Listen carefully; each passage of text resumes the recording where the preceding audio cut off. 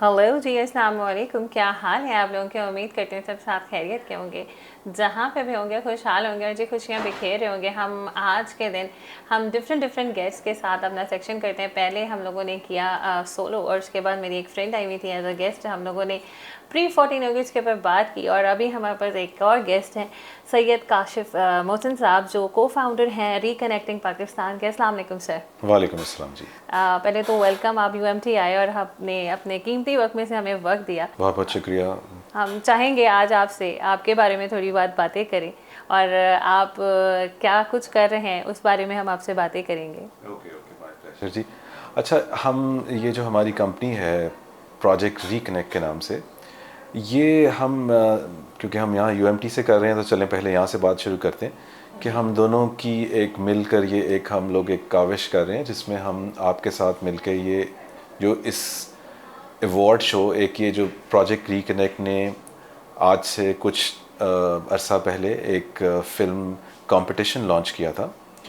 उसमें पूरे पाकिस्तान से कोई 40 प्लस यूनिवर्सिटीज़ ने हमारे साथ कोलैबोरेट किया, और ना सिर्फ उन 40 प्लस यूनिवर्सिटीज़ ने बल्कि और जो एमेच्योर फिल्म मेकर्स हैं उन्होंने भी।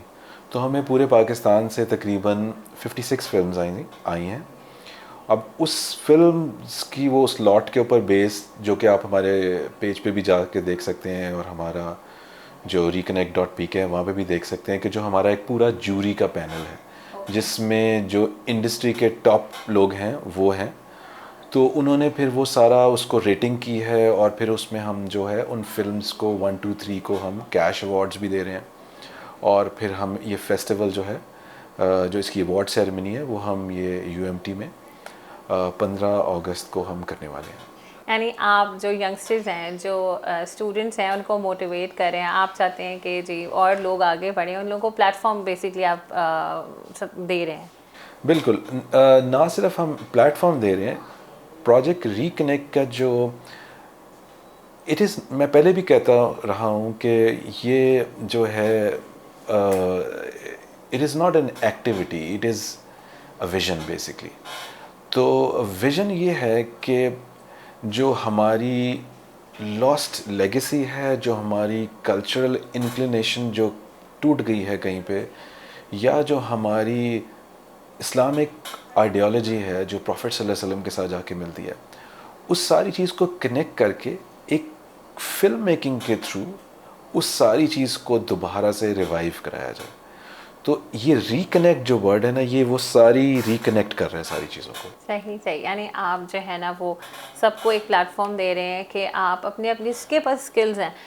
अच्छा, मुझे ये भी बताएं, जो यूट्यूबर्स हैं, जो यूट्यूबर्स बहुत सारे हैं जो सिर्फ शॉर्ट फिल्म्स को प्रमोट करते हैं, जो शॉर्ट फिल्म्स अपनी शेयर करते हैं, उनके लिए भी ये प्लेटफॉर्म है। बिल्कुल। जो हमारी ये इस वक्त 3 कैटेगरीज में हमने फिल्म्स मंगवाई थी। एक जिसमें शॉर्ट फिल्म थी, एक म्यूज़िकल, जैसे आप कोई म्यूज़िक वीडियो बना सकते हैं या कोई म्यूज़िकल फिल्म, और तीसरी थी डॉक्यूमेंट्री। तो यूट्यूबर्स तो अक्सर वीलॉग्स करते हैं, डॉक्यूमेंट्रीज़ करते हैं। वो अगर कोई इतनी मज़ेदार कोई चीज़ कर रहे हैं जिसमें वो किसी तरह से कोई पॉजिटिविटी हाईलाइट कर रहे हैं पाकिस्तान की या ओवरऑल यूनिवर्स की या ह्यूमैनिटी की, तो वो अपनी फिल्म सबमिट करा सकते थे।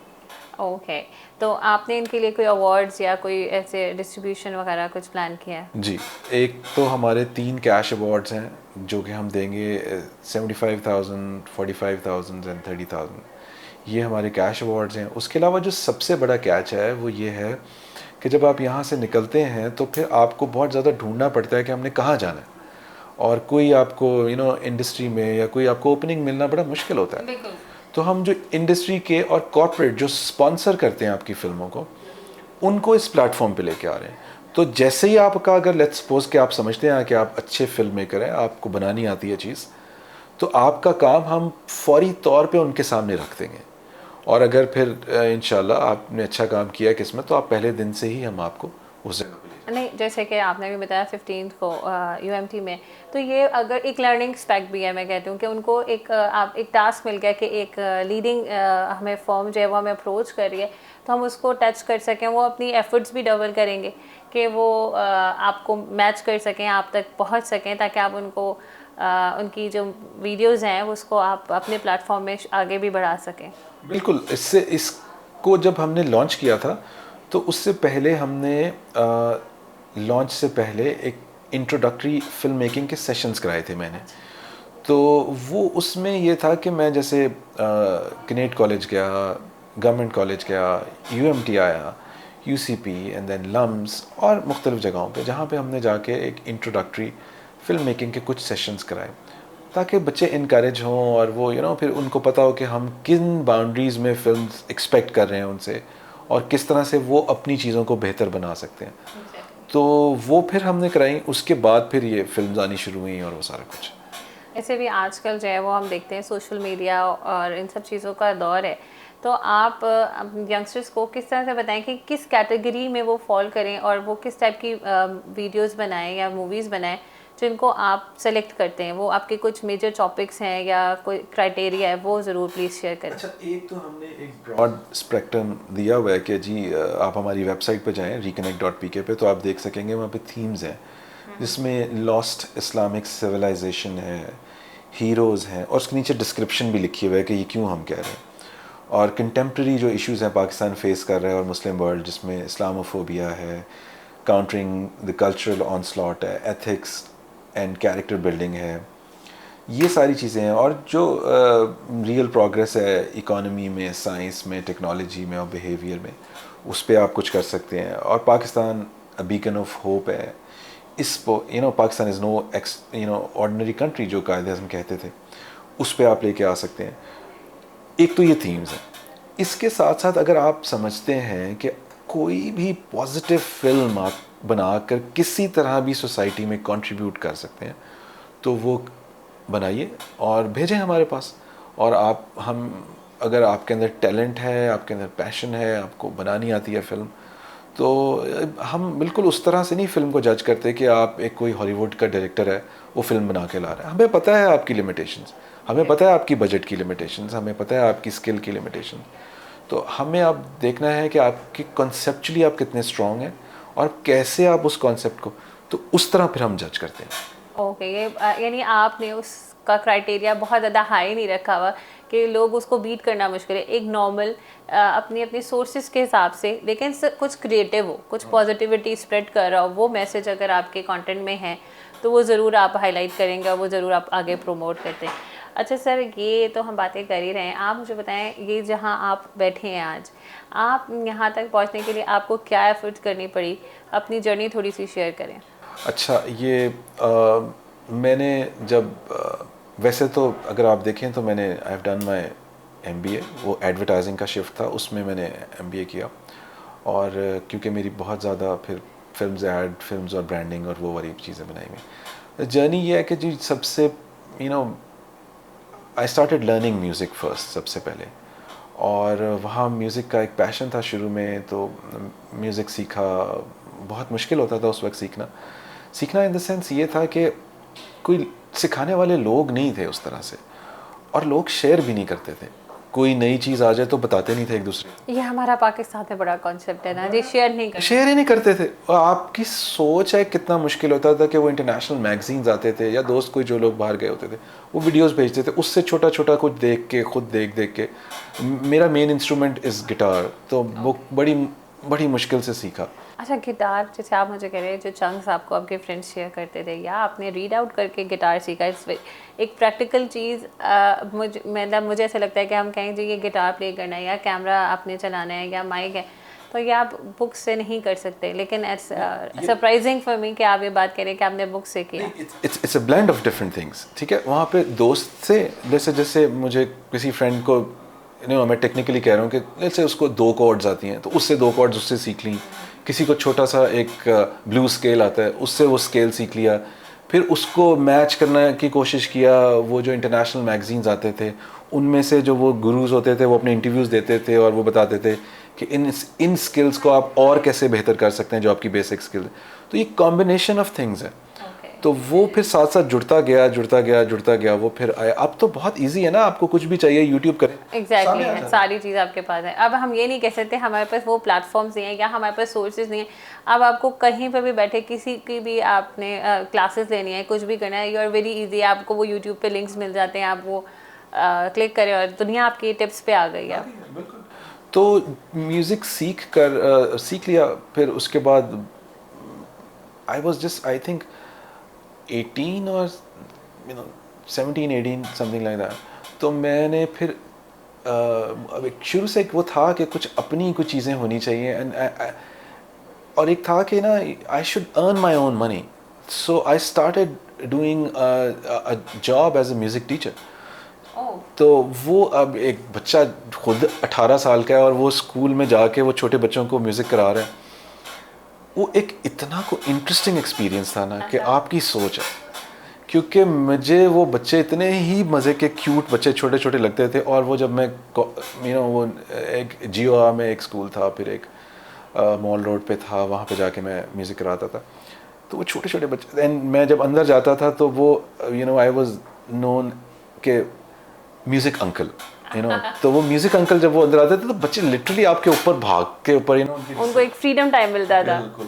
और वो उनकी टीचर्स जो थी वो कहती थी कि आप इनको इतनी मतलब क्यों इतना शोर मचाने देते हैं। और मैं कहता था कि ये आर्ट सीखने आए हुए हैं, ये वो नहीं, तो इनको उस तरह ही करने दें। इजी फ्री होना चाहिए। लेकिन देखिए बहुत अच्छा आपने मुझे बताया कि आपके पास एक ये नहीं कि आप प्लेट में रख के आपको ये जर्नी नहीं मिली, आपने ये जर्नी एक स्ट्रगल के तहत हासिल किया है। वो प्लेटफॉर्म्स आपको प्लेटफॉर्म्स भी नहीं पता था, यू सर्च फॉर दैट कि मैं किस तरह से इसमें आगे बढ़ूँ। तो वो फिर करनी शुरू की। अब उस like 20 years back I was earning like 5,000 rupees. At 5,000 rupees आपके पॉकेट मनी का बहुत ज़्यादा पैसे होते थे। ठीक है, तो आपने फिर भी उसी से चीज़ें आप खरीदी और वो मतलब पता नहीं होता था वो आप वो, लेकिन वो पैसे तो आ रहे होते थे। लेकिन वो जो एक सुबह उठना जाना सर्दियों में भी, लेकिन वो जब वहाँ पे बच्चों के पास जाके आप म्यूज़िक, अच्छा एक तो उनको राइम्स करानी होती थी जो उनका सेट पैटर्न था। मैं उसके अलावा बच्चों के साथ बहुत सारी एक्सपेरिमेंटेशन करता था। और आप यकीन माने कि वो 2 2 3 3 साल के बच्चे, उफ, कोई टैलेंट था उनमें। आई वॉज हर दफ़ा अमेज करते थे वो। तो मुझे ये होता था कि अगर इनको सही गाइडेंस दी जाए, सही तरह किया जाए, तो ये ज़रूरी नहीं है कि वो म्यूज़िक सीख के म्यूज़िशियन ही बन जाएंगे। उनकी बहुत सारी और चीज़ें खुलती हैं उससे। हमें पता ही नहीं होता, हर बच्चे में एक हिडन टैलेंट होता है, एक स्किल होती है जो हो सकता है किसी का म्यूज़िक हो, किसी का वो शेरो शायरी बच्चा कर सकता है, कुछ भी कर सकता है वो। लेकिन हम हमारे माशरे में इस चीज़ को इतना ग्रूम होने नहीं देते। असल में फियर्स बहुत सारे हैं माशरे में कि ये हो जाएगा तो ये हो जाएगा, वो हो जाएगा तो वो हो जाएगा। तो वो फियर इसलिए होता है जब आपको किसी चीज़ के बारे में नहीं पता होता ना, तो वो फियर क्रिएट कर देता है। तो अगर आप प्रॉपरली इसको स्टडी करें और आप देखें कि इंटरनेशनली लोग अगर म्यूज़िक सीखते हैं तो उसकी क्या वजह है, और अगर अपने छोटे छोटे बच्चों को वो लाजमी तौर पर पियानो या इस तरह की चीज़ें सिखाते हैं, उससे क्या होता है। बस ज़रूरी, मैं जैसे कहा कि ज़रूरी नहीं है, वो उनकी वो कॉग्निटिव स्किल्स को खोलता है जो बाकी तरीके से नहीं खोल सकती। क्योंकि मैं आपको बताऊं कि म्यूज़िक के अंदर जो कॉम्बिनेशंस हैं, जो बीट के डिफरेंट जिसमें आप घुसते हैं और निकलते हैं, घुसते हैं निकलते हैं, वो मैथमेटिक्स से भी ज़्यादा कॉम्प्लेक्स है। ठीक है, तो इसीलिए कहा जाता है कि जो मोज़ार्ट थे या बीथोवन थे, वो मैथमेटिशियन जैसे फिजिसिस्ट जो थे आपके आइंस्टाइन वगैरह, उनके ही लेवल पे उन्हें रैंक किया जाता है, बल्कि उनसे भी ऊपर। बिकॉज़ ये जो उनकी एक्स्ट्रॉर्डिनरी जर्नी थी, वो तो ऐसी जर्नी थी जो कि इनविजिबल थी ना। म्यूज़िक तो नज़र ही नहीं आ रहा किसी को। ठीक है, देखो साइंस आप पढ़े हैं या साइंस एक फॉर्मूला है, आपने एक प्रॉपर एक पैटर्न के थ्रू जा रहे हैं। ठीक है, आप म्यूज़िक में भी आपने एक्सरसाइज कर रहे हैं, but still there is something invisible, आपकी इमेजिनेशन है, तो उसको आप जोड़ रहे हैं और उससे चलते हैं। तो फिर इस तरह से मैंने म्यूज़िक किया, सारी चीज़ें। उस वक्त जो आपके हीरोज़ होते थे, बाहर के जितने बाहर के ही म्यूजिशियंस आपके हीरोज़ होते थे, बिकॉज उनका ये हमेशा से एक रहा है। तो अब मैं मतलब I have to share this कि वो अब देसी म्यूज़िक सुनना ना एक थोड़ा हल्की बात होती थी कि आप देसी म्यूज़िक सुनना बड़ा। हाँ, ये आजकल भी आप यंगस्टर्स हैं पूछे ना, जी हाँ, नहीं पाकिस्तानी सॉन्ग से। हाँ नहीं पाकिस्तान वो उस वक्त यही करके वो नहीं देसी ना। लेकिन अब मुझे ऐसा लगता है ये नेस्कैफे बेसमेंट या ये हमारे ये कोक स्टूडियो, ये थोड़ा सा इसने हमारे यंगस्टर्स को एक बड़ा अच्छा प्लेटफॉर्म दिया। हम ओन करते हैं अपने म्यूज़िक को अब, यानी ये कोक स्टूडियो इज़ लाइक सब हर कोई जानता है, डिफरेंट कंट्रीज़ में लोग इसको सुनते हैं और हमारे यंगस्टर्स भी अब इसको ओन करते हैं। हाँ, ये हमारे सिंगर्स हैं या हमारे जो है वो सॉन्ग्स हैं? बिल्कुल, उस वक्त भी था ये तो बात स्टार्ट हुई थी, लेकिन उस वक्त जैसे वाइटल साइंस थे, जुनून था उस वक्त। तो आहिस्ता आहिस्ता जब आपको एक्चुअली देखें, होता ये है कि जब आप एक पूरी एक और जनरेशन थी हमारे जो कि बहुत ज़्यादा ईस्टर्न इंक्लाइन थी। This nothing wrong with that, ठीक है। तो लेकिन जो आपकी नई जनरेशन जो बड़ी हो रही थी उसकी इंक्लिनेशन जो थी वो वेस्ट के साथ थोड़ी थी ज़्यादा। आप अंग्रेज़ी स्कूलों में पढ़ते थे, लाइक हमारे जो स्कूल्स थे जो भी थे, आपकी वो आपकी बुक्स भी वही हैं, आपके जो वो नज़र अब आपका सारा वो बन रहा है। मीडिया का इतना इन्फ्लुएंस होता था उस वक्त भी बहुत था। तो फिर आप को वो देसी उस तरह समझ नहीं आता। तो जब वाइटल साइंस आए, जब आपके जुनून आए जिन्होंने देसी और विलायती अंग्रेज़ी को जब मिक्स किया तो वो अपील किया। तो फिर हम उन लोग सब उनके साथ भी जुड़ गए और फिर दिन रात फिर वो सुनते थे। एग्जैक्टली इन लोगों ने हम लोगों को एक पहचान दिलाई और हम जो ओन करते थे ये हमारा म्यूज़िक है, ये हमारे सिंगर्स हैं। और जब हम मुल्क से बाहर कहीं होते थे तो भी हमें बड़ा अच्छा लगा कि यार ये पाकिस्तान से ये ब्रांड आ रहा है और ये हो रहा है, तो हम जाके उसके पासेस लेना और उसको एंजॉय करना, वो एक पूरी एक। और देखें, होता ये था कि देखें एक प्रोसेस है। पहले आप ये थोड़ा इस तरह सुनते हैं, फिर आहिस्ता आपका थोड़ा ईयर ट्यून होता है, तो फिर आप लेट्स से कि हमने फिर नुसरत फ़तेह अली सुनना शुरू किया, तो वो फिर आप उनको ओन करना शुरू हुए कि जी जब आप बाहर गए और कंपैरिजन हुआ दूसरों के साथ, तो आपने कहा आपके पास नुसरत फ़तेह अली है, तो वो तो वो तो बियॉन्ड इमेजिनेशन थे गोरों के भी। तो आपको बड़ी एक अच्छी फीलिंग होती थी। तो इस तरह से इस प्रोसेस के तहत आप पहले ये सीखा, सुना, आपका ईयर ट्यून हुआ थोड़ा सा, फिर आपने नुसरत साहब तो खैर बहुत आगे थे वो सुने, फिर होते होते होते आपको अपने ईस्टर्न क्लासिकल की भी समझ आनी शुरू हुई, फिर आपको उसकी भी रिस्पेक्ट बढ़ी। तो ये एक प्रोसेस है, अगर आप इसको रोक देंगे ना तो फिर ये वहाँ तक नहीं पहुँचेगा जहाँ ले जाना बनता है। अच्छा, आप आपसे ये पूछेंगे कि आपकी इंस्पिरेशन कौन था जहाँ मतलब इस पूरी जर्नी में, या आपके मोटिवेशन कौन थे? अच्छा, डिफरेंट थे म्यूज़िक में। अभी जैसे मैंने म्यूज़िक का भी बताया, म्यूज़िक में जो जैसे मैंने कहा कि वेस्टर्न म्यूजिशियन थे बहुत सारे, तो उस वक्त के जो थे ऑब्वियसली उस वक्त के तो नाउ अगर मैं अपने बच्चों को भी बताता हूँ कि I used to listen to Madonna और जॉर्ज माइकल, तो दे वुड लव आप you used to listen pop, एक पॉप एक ज़रा इसी। तो लेकिन बड़ा इंटरेस्टिंग था म्यूज़िक, हम उसको सुन सुन के बड़े हुए हैं। तो वो थे उस वक्त जॉर्ज माइकल एंड ये सारे, और फिर बैक स्ट्रीट बॉयज़। उसके बाद फिर फिर ज़रा ये ट्यून होना शुरू हुआ, तो फिर पिंक फ्लॉयड सुनना शुरू किया, फिर लेड ज़ेपलिन पे गए, फिर निर्वाणा पे आए, एंड देन फिर इस तरह हाँ मैं भी बहुत ज़्यादा। और फिर ये जो शॉर्ट फिल्म्स और मूवीज़ में। अच्छा, फिर उसके बाद क्योंकि ये एक साथ चल रहा था सारा कुछ, तो एज एन आर्टिस्ट वो एक अंदर चली हुई थी से, तो शौक तो था ये सारी चीज़ों का। तो फिर मैंने थिएटर करना शुरू किया बहुत ज़्यादा। So I have learned actually theatre और पपेट्री और ये सारा कुछ प्रॉपरली स्टडी किया। ठीक है। और वो फिर जो उस वक्त के थे लोग जैसे मदिहा गौहर थी, उनके साथ बहुत सारी वर्कशॉप्स की, और अलहमरा में और इधर उधर, और फिर फिर मैंने इंटरनेशनल NGOs के साथ बहुत ज़्यादा काम किया। उसमें हमने फिर प्रॉपर थिएटर को पढ़ा, स्टडी किया, एंड देन फिर मैंने थिएटर किया और फिर थिएटर पढ़ाया भी। ठीक है। तो I know what exactly timings क्या होती हैं और फलाना एक एक चीज़। और उस वक्त ये नहीं होता था कि जो किसी ने आपका सेट भी खुद बनाने होते थे, प्रॉप्स भी खुद बनाने होते थे, और जी वो लाइटिंग भी सब कुछ खुद करना होता। A to Z आपने सारा कुछ खुद करना। लंडे जाके प्रॉप्स के लिए चीज़ें भी खरीदनी होती थी, ये सब करना होता था। और फिर हमने पाकिस्तान के टूर्स भी किए हुए थे आई थिंक। सर एक छोटा सा ब्रेक लेते हैं इसी के साथ, और stay tune with UMT campus radio FM 98.2। हम अपने शो में एक खूबसूरत सा कलाम प्ले करते हैं, hopefully you will like it.